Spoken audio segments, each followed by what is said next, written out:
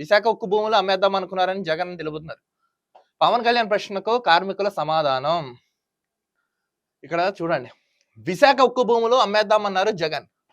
ఎవరంటున్నారు? పవన్ కళ్యాణ్ ప్రశ్నకు కార్మికులు సమాధానం.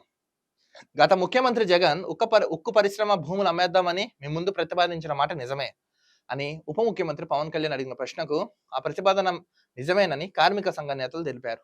సో ఏదైతే విశాఖ ఉక్కు భూము అమ్మేద్దాం అనుకున్నారో జగన్, దాని కార్మిక సంఘాలందరూ తెలిపారు. అవును, ముందుగానే ఎవరైతే ప్రతిపాదించారో దాని జగన్మోహన్ రెడ్డి ఫస్ట్ సంతకం పెట్టారు.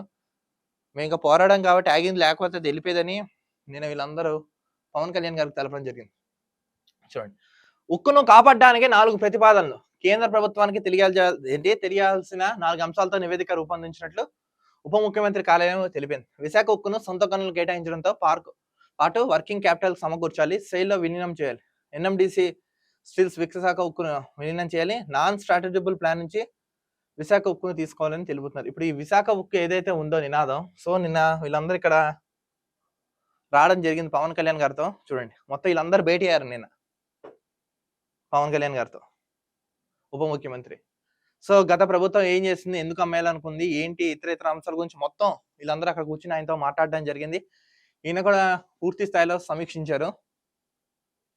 ఇదిగోండి.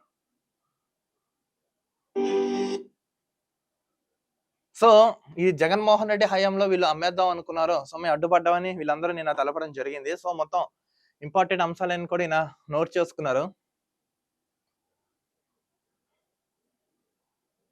ఇదిగోండి దానికి సంబంధించిన వార్త. సో పవన్ కళ్యాణ్ గారు మీరు ఇప్పుడు చూసారు కాబట్టి ఒక క్వశ్చన్ డైరెక్ట్ గా అడుగుతున్నాం మిమ్మల్ని. నాన్ స్ట్రాటజికల్ ప్లాన్ నుంచి స్ట్రాటజిక్ ప్లాన్ పరిధిలోకి విశాఖ ఉక్కును తీసుకురావాలని తెలుపుతున్నారు. సార్ ఇప్పుడు మీరు డిప్యూటీ సీఎం అండి, మీరు డిప్యూటీ సీఎం, ఇప్పుడు తీసుకురావాలి, డిమాండ్ చేయాలి, పోరాడాలి, ప్రశ్నించాలి అనకూడదు, పని చేయాలన్నారు మీరు. ఇప్పుడు పవర్స్ మీ దగ్గర ఉన్నాయి. ఎట్టి పరిస్థితుల్లో విశాఖ ఉక్కుని ప్రైవేటైజేషన్ చేసే కేంద్ర ప్రభుత్వం అడుగులేస్తున్నాను, దానికి అడ్డుకట్టేయాలి. ఎట్టి పరిస్థితుల్లో విశాఖ ఉక్కుని అక్కడే ఉంచి ప్రైవేటైజేషన్ కాకుండా చూడాల్సిన బాధ్యత మీ మీద అయితే ఉంది. నిన్న వీళ్ళందరి నేతలు మిమ్మల్ని కలిసారు కాబట్టి ఒకసారి సమీక్షించి వెంటనే నిర్ణయం తీసుకుని తక్షణమే న్యాయం చేయవలసిందిగా మేము కూడా కోరుతున్నాం.